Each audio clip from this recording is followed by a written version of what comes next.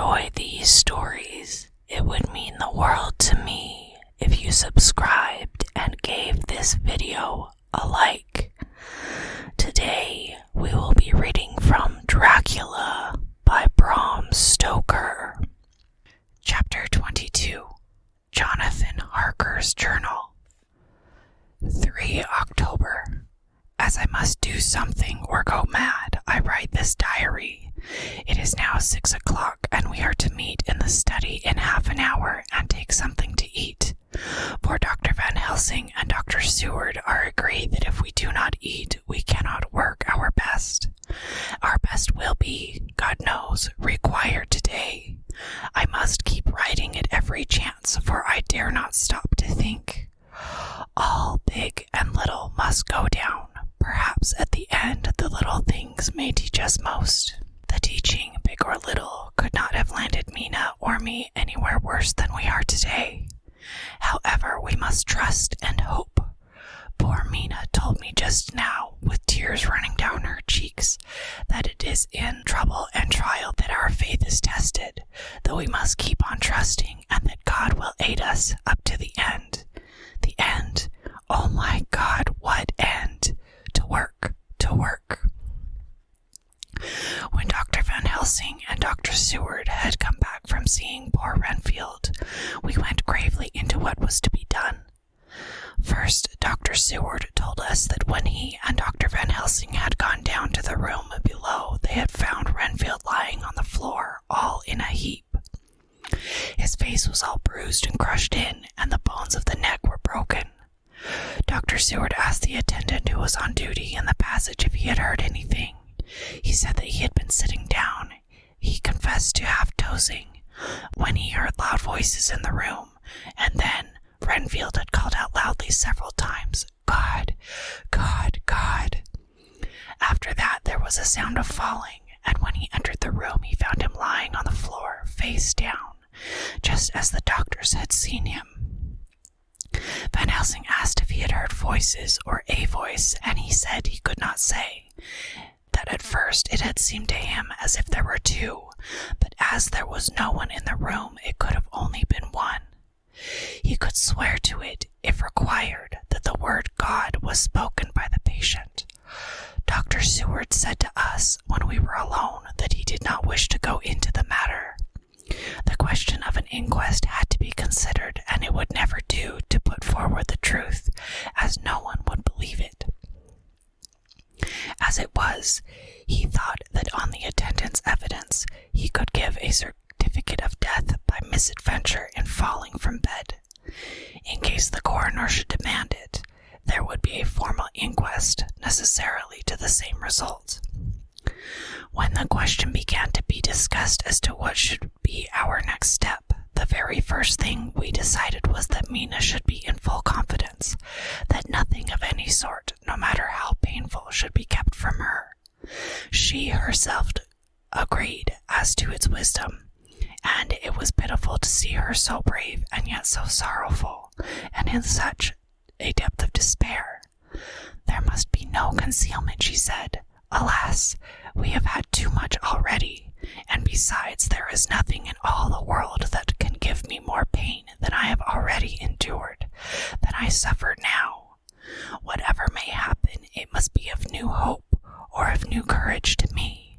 Van Helsing was looking at her fixedly as she spoke, and said, suddenly but quietly, "But, dear madam, are you not afraid, not for yourself, but for others from yourself, after what has happened?"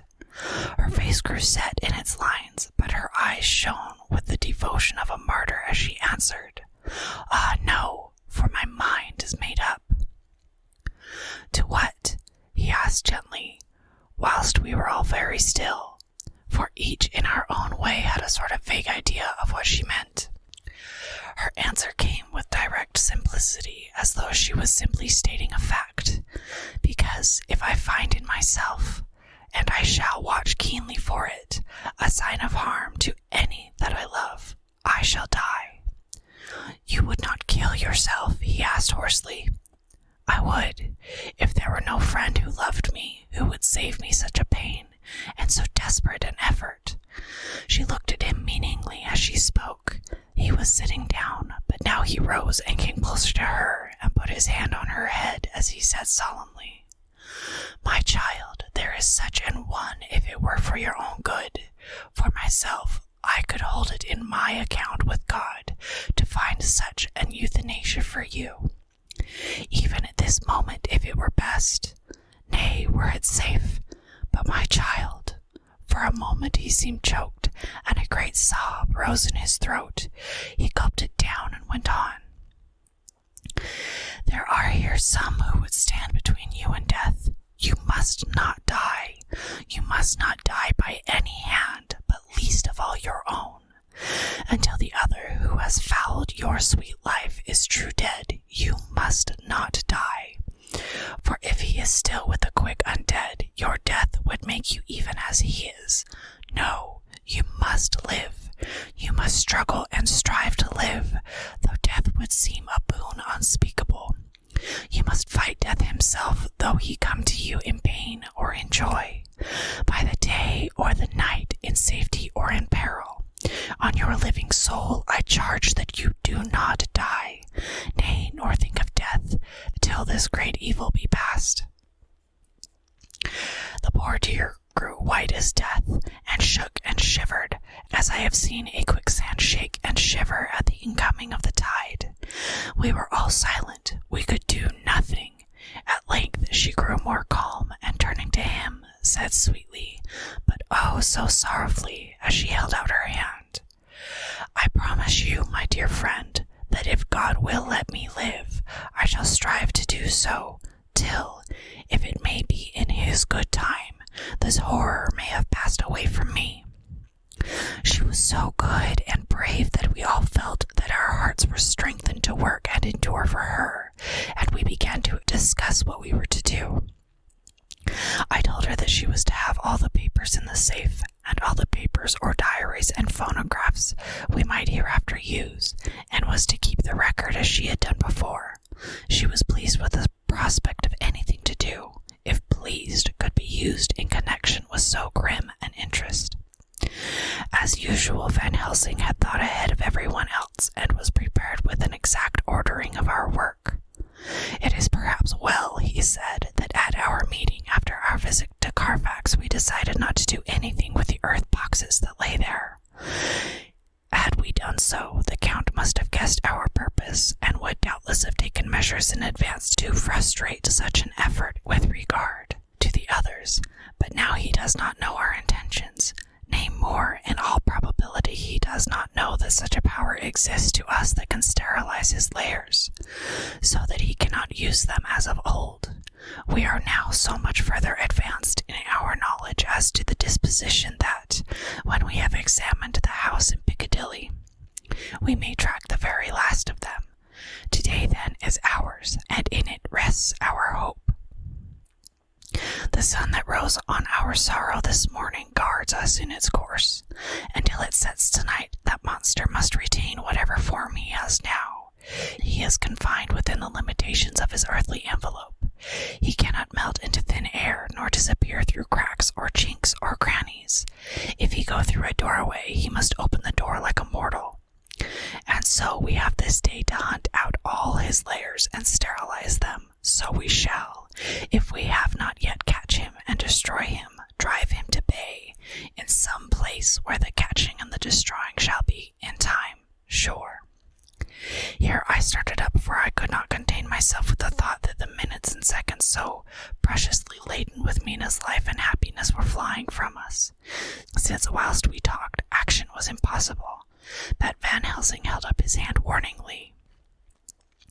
"Nay, friend Jonathan," he said, "in this the quickest way home is the longest way, so your proverbs say. We shall act, and act with desperate quick when the time has come. But to think in all probable the key of the situation is in the house in Piccadilly. The Count may have many houses which he has bought.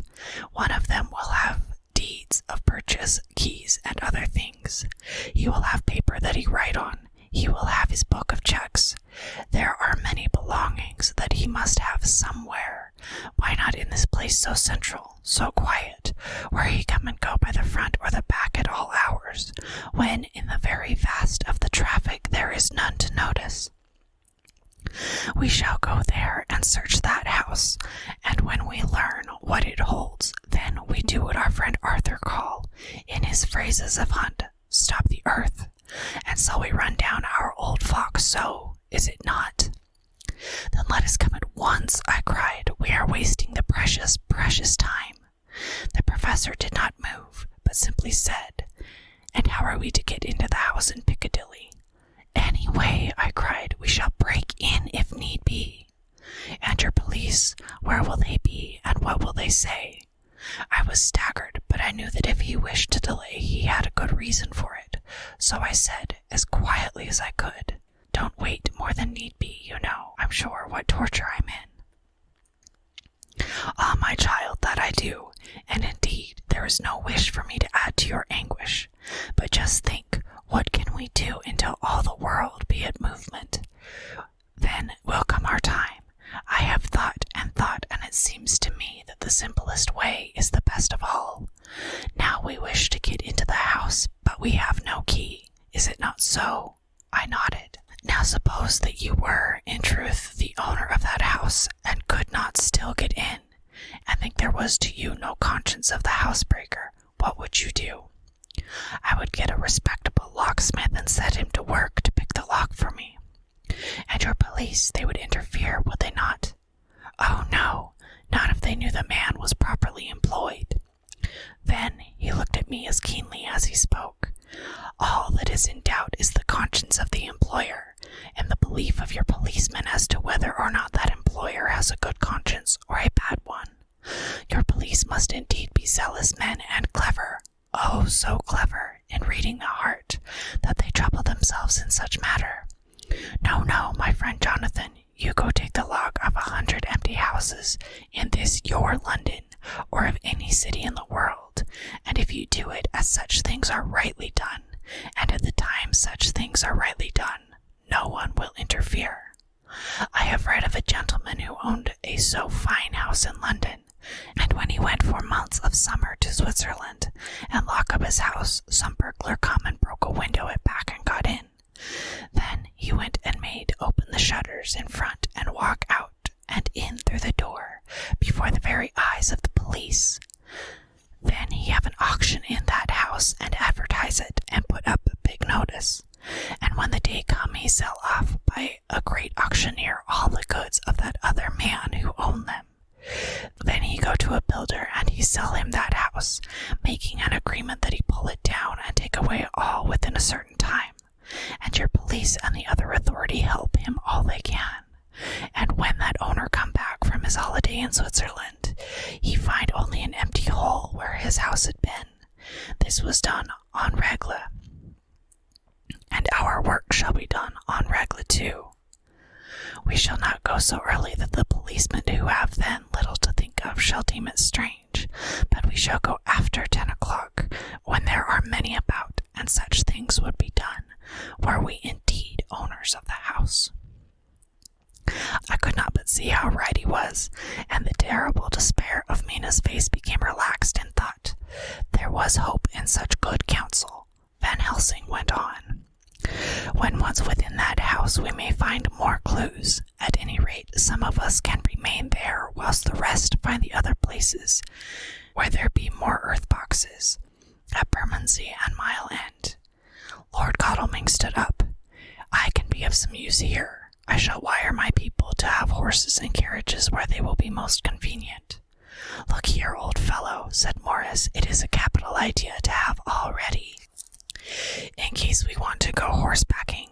But don't you think that one of your snappy carriages with its heraldic adornments in a byway of Walworth or Mile End would attract too much attention for our purpose? It seems to me that we ought to take cabs when we go south or east, and even leave them somewhere near the neighborhood we are going to. Friend Quincy is right, said the professor. His head is what you call in plane with the horizon. It is a difficult thing that we go to do, and we do not want no peoples to watch us, if so it may. Mina took a growing interest in everything, and I was rejoiced to see that the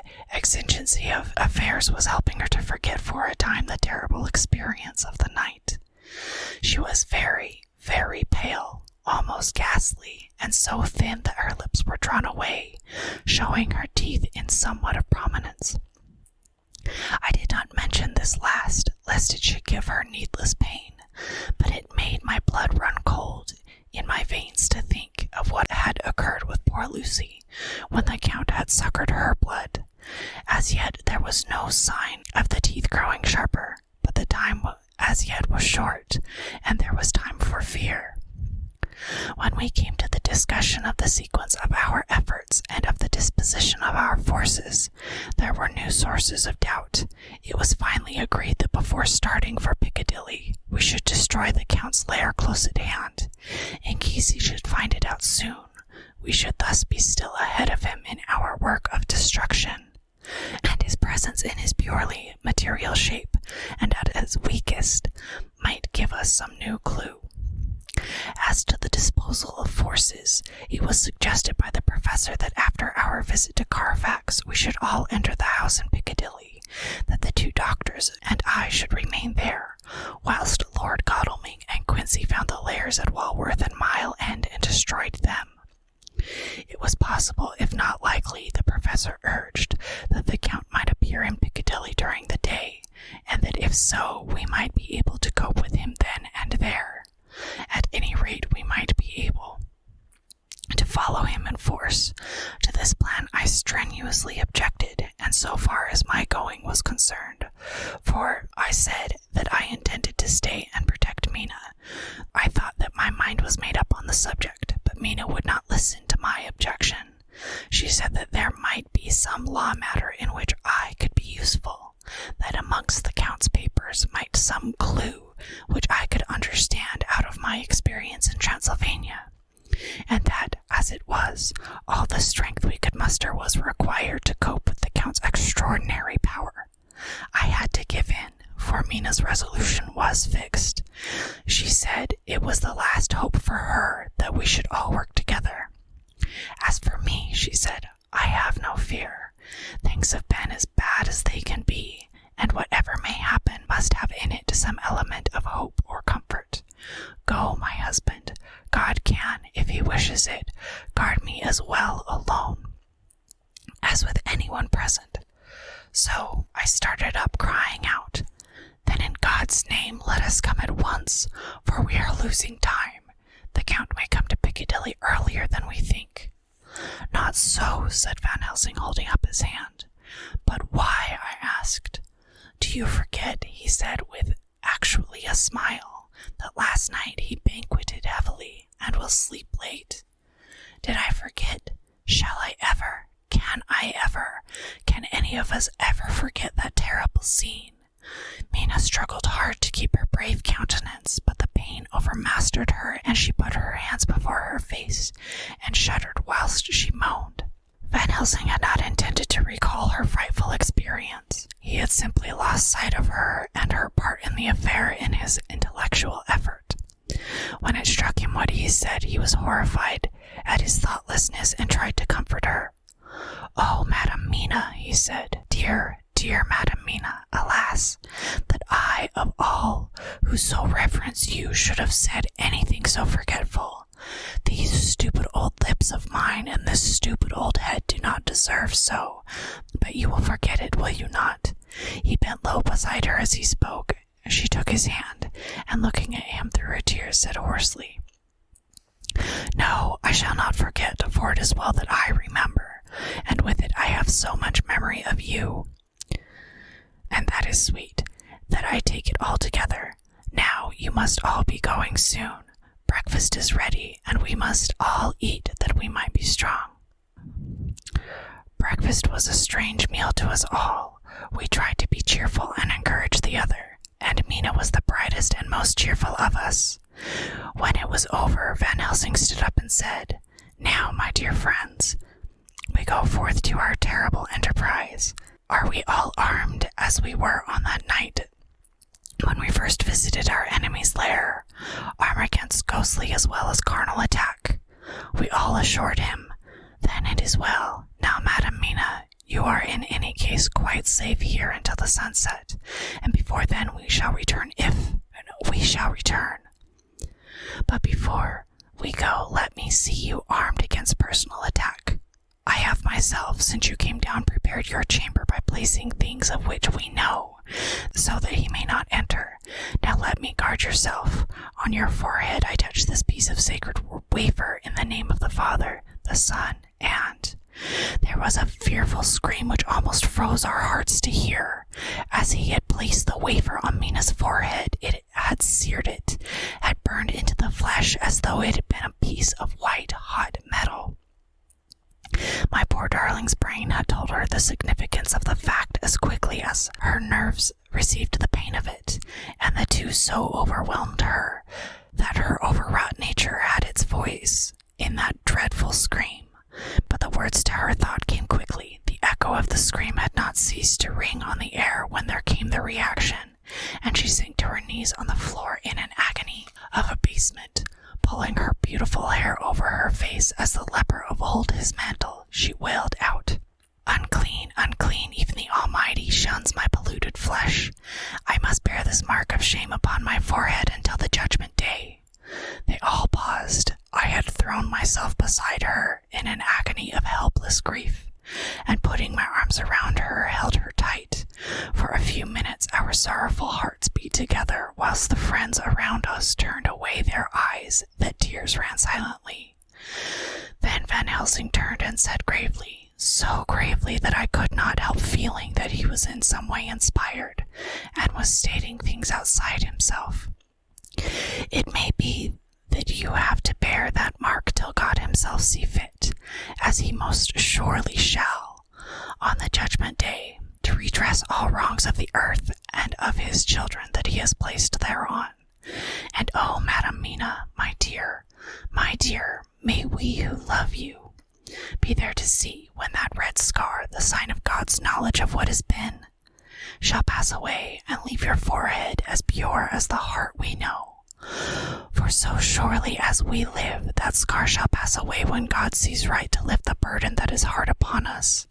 Till then we bear our cross, as his Son did in obedience to his will.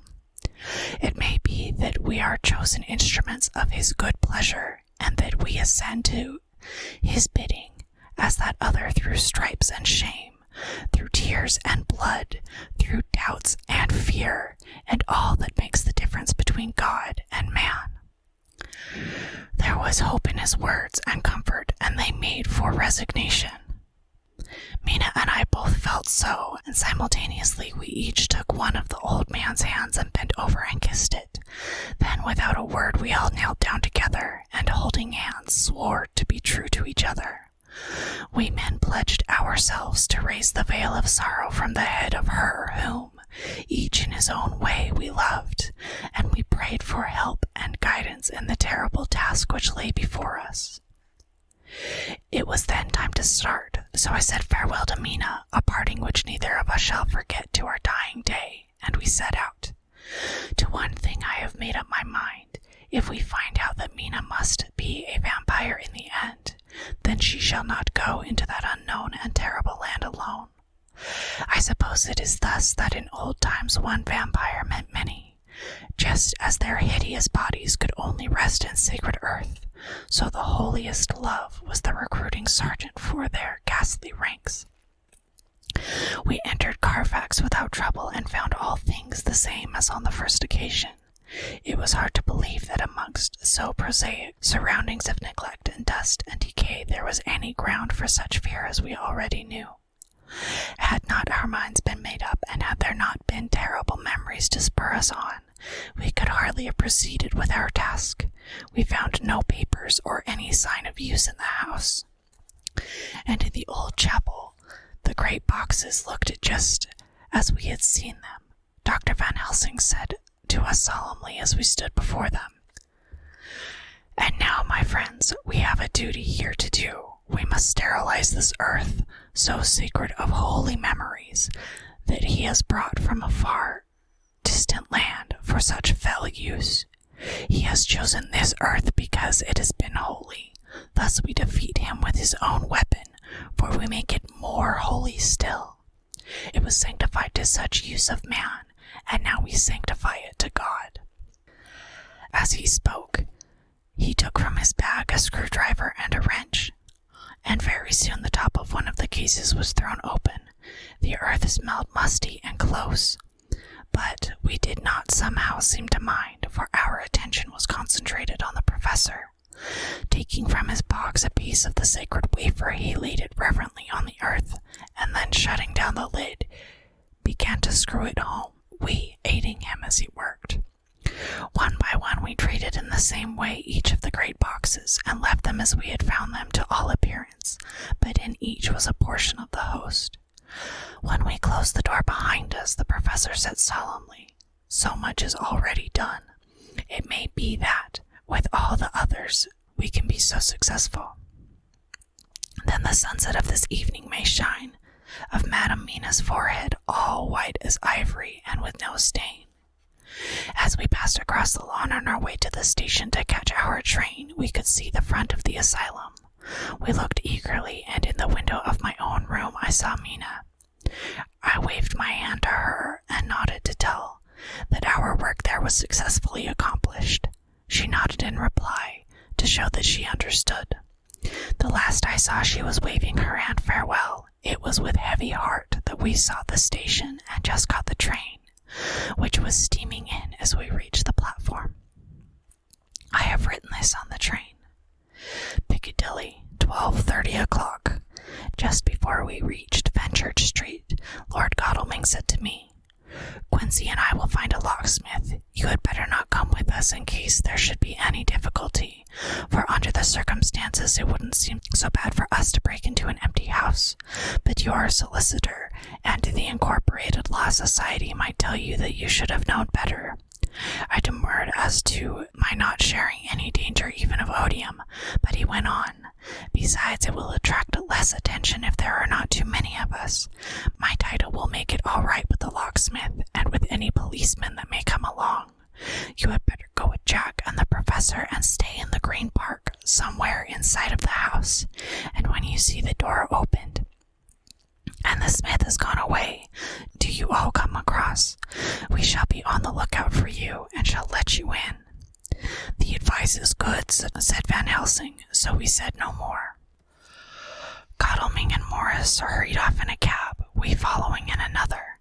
At the corner of Arlington Street, our contingent got out and strolled into the Green Park.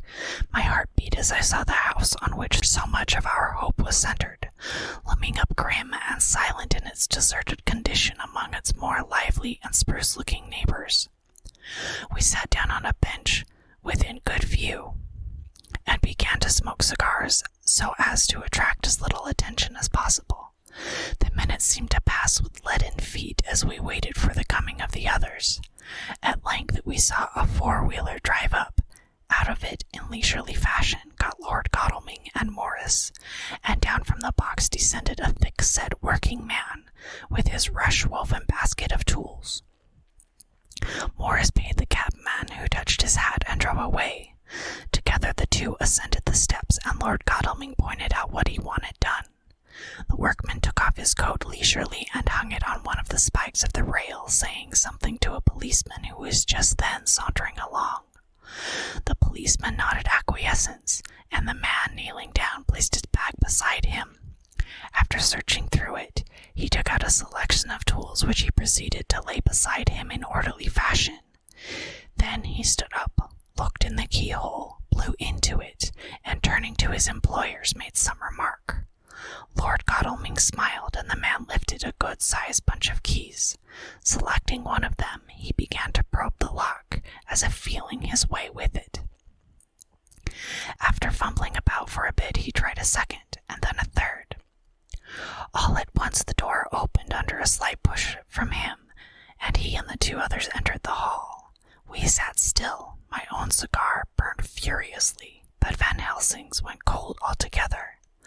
We waited patiently as we saw the workman come out and bring his bag.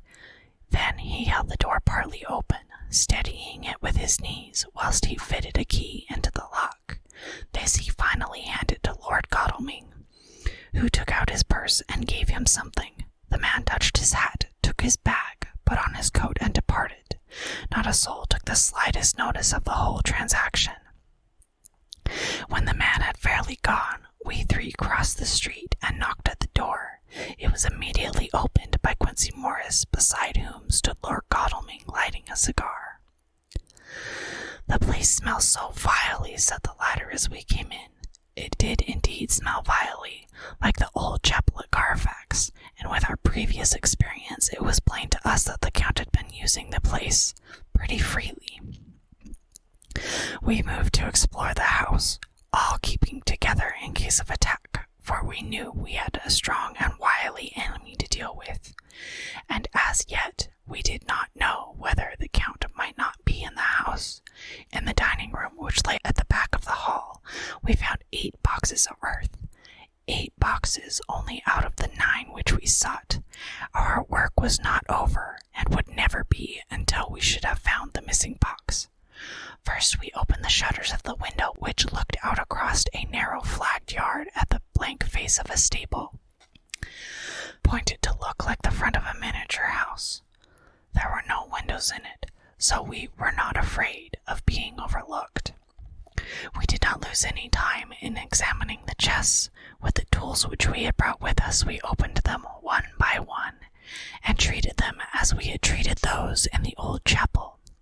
It was evident to us that the Count was not present in the house, and we proceeded to search for any of his effects. After a cursory glance at the rest of the rooms, from basement to attic, we came to the conclusion that the dining room contained any effects which might belong to the Count, and so we proceeded to minutely examine them. They lay in a sort of orderly disorder on the great dining room table. There were title deeds of the Piccadilly house in a great bundle, deeds of the purchase of the houses at Mile End and Bermondsey, note paper, envelopes, pens, and ink. All were covered up with thin wrapping paper to keep them from the dust. There were also a clothes brush, a brush and comb, a jug and basin, the latter containing dirty water which was reddened as if with blood. Last of all was a little heap of keys of all sorts and sizes, probably those belonging to the other houses. When we had examined this last find, Lord Godalming and Quincy Morris, taking accurate notes of the various addresses of the houses in the east and the south, took with them the keys in a great bunch, and set out to destroy the boxes in these places. The rest of us are, with what patience we can, awaiting their return, or the coming of the Count. This concludes today's episode of Whispered Horror. Tune in next time to continue listening to Dracula by Bram Stoker. Once again, if you enjoy these stories, please subscribe and like the video. Also, let me know of any classic horror stories you would like to hear in the comments below. Thank you so much for listening, and remember, it's okay to be afraid of the dark.